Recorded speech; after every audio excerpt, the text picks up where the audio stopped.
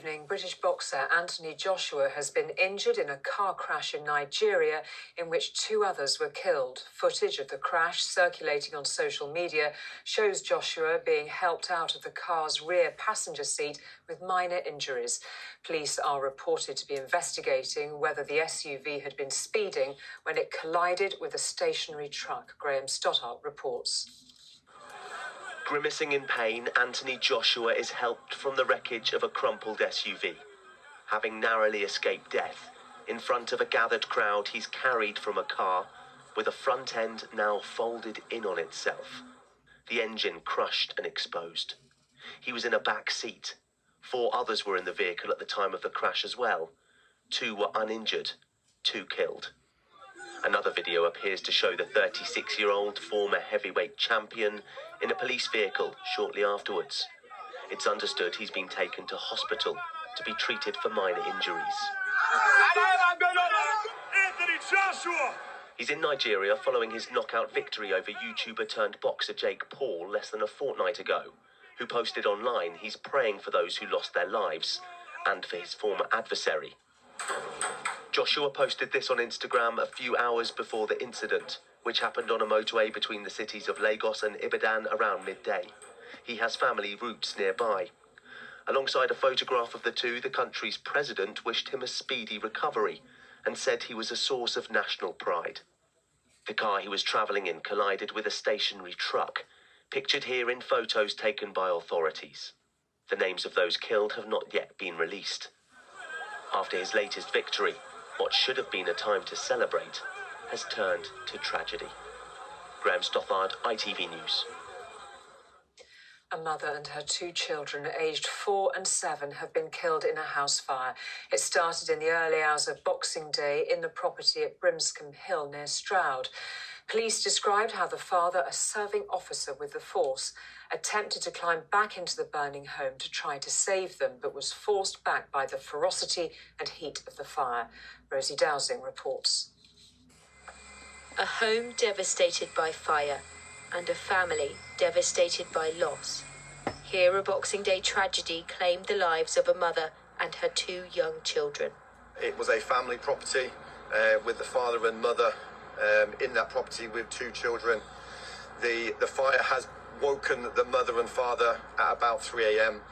They have attempted to get to their children in the back bedroom of that property. They've been unable to get to the back bedroom due to the ferocity of that fire and the heat from that fire. Fanula Shearman, known as Nu, died alongside her 7-year-old daughter Eve and 4-year-old son Ona. Her husband Tom is the sole survivor of the fire. He's a serving policeman who desperately tried to save his children. The anguish that he was going through at his inability to get in and save his children and save his wife. He is, as you can imagine, in a very distraught way. He's sadly lost his family at a time which is supposed to be a happy festive period. Gloucestershire police say the cause of the fire is unknown but not thought to be suspicious. The search for the remains of one of the children is ongoing, a complex task for the fire service given the extensive damage. The roof and the stairwell have completely collapsed. We're a big family, a fire family, but also an emergency family. It hits all of us. They tried their hardest to get in there and do whatever was necessary, and they continue to work extremely hard to support the recovery of the unfortunate loss of life. Brimscombe is a close community. The local church has a prayer tree for people to leave messages of love and sorrow. A small gesture for a father who has lost so much. Rosie Dowsing, ITV News. US President Donald Trump is currently meeting with Israeli Prime Minister Benjamin Netanyahu in Florida.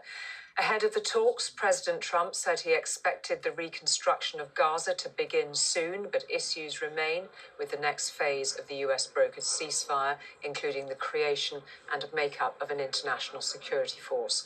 Talks around Iran's rearmament, Syria's new government, and Hezbollah's role in Lebanon are also expected.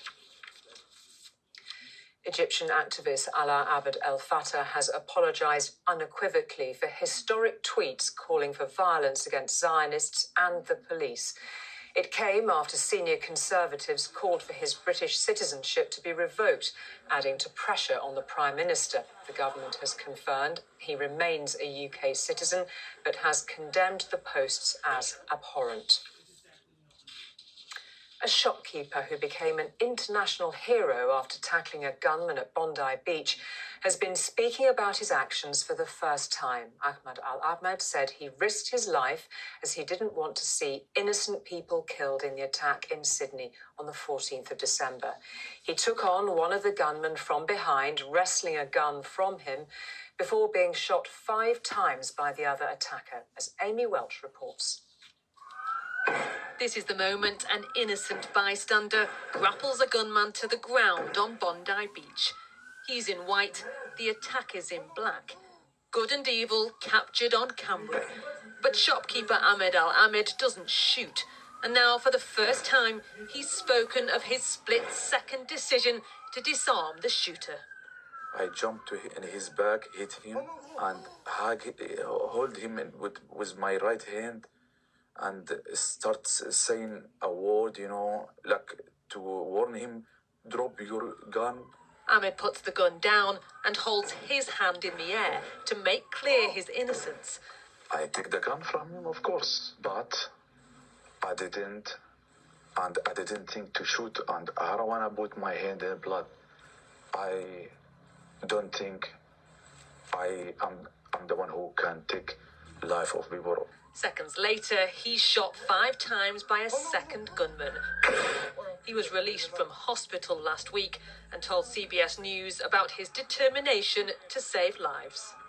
My target was just to take the gun from him and to stop him from killing a human being life.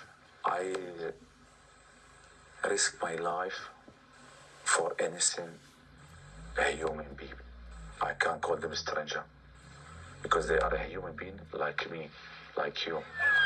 15 people were killed when a father and son opened fire at the Jewish festival of Hanukkah in Sydney. And without such an act of heroism, far more may have died. I know I save lots of people's life, innocent kids and women and all this and man. I know I save lots, but I feel sorry still for the lost. A Syrian-born Muslim who saved Jews from an act of apparent Islamist terror, and now a symbol of hope at a time of rising hostility against the Jewish community. Amy Welch, ITV News. And that's it for now. We'll be back with the late news just before 10:30. Till then, have a lovely evening. Bye-bye.